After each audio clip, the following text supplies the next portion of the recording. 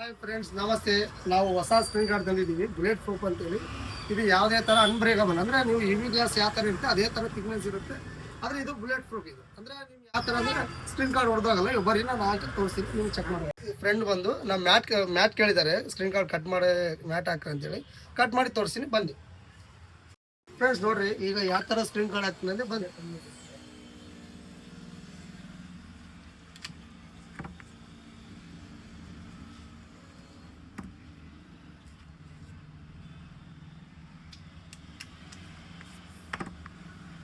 ನೋಡಿ ಫ್ರೆಂಡ್ಸ್, ಇದು ಹಾಕಿದ್ದೀನಿ.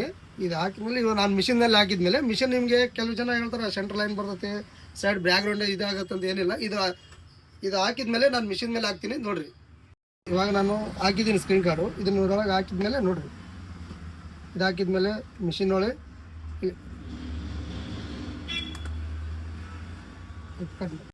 ಇದು ಆಯಿತು. ಈಗ ರಿಲೀಸ್ ಮಾಡಿ ನೋಡ್ತೀನಿ ನಿಮಗೆ ಯಾವ ಥರ ಬಂದಿದೆ ಯಾವ ಥರ ಇಲ್ಲ ಅಂತ. ನೋಡಿರಿ ಇದೆಲ್ಲ ಹೀಟಾಗಿ ಎಲ್ಲ ಬ್ಲರ್ ಇದಾಗಿರೋದು ಟೈಪ್ ತೋರಿಸಿ ನೋಡ್ರಿ ನಿಮ್ಗೆ. ಅದ್ರಿಗೆ ನೋಡ್ರಿ ಫ್ರೆಂಡ್ಸ್, ಎಲ್ಲೇ ಏನೋ ಒಂದು ಡಾಟ್ ಬಂದಿಲ್ಲ, ಯಾಕಂದರೆ ಮಿಷಿನ್ ಆ ಥರ ಇರ್ತದೆ. ಇದು ಅನ್ಬ್ರೇಕಬಲ್.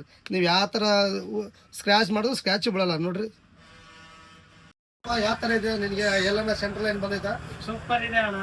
UV ಹೈಡ್ರೋಜನ್ ಗ್ಲಾಸು ಒಂದ್ಸತಿ ಬಂದು ಎಲ್ಲರೂ ವಿಸಿಟ್ ಮಾಡ್ರಿ. ಒಂದ್ಸತಿ ಮೊಬೈಲ್ ತೋರ್ಸಪ್ಪ, ಚೆನ್ನಾಗಿದೆ ನೋಡಿ, ಕಟ್ ಮಾಡಿ.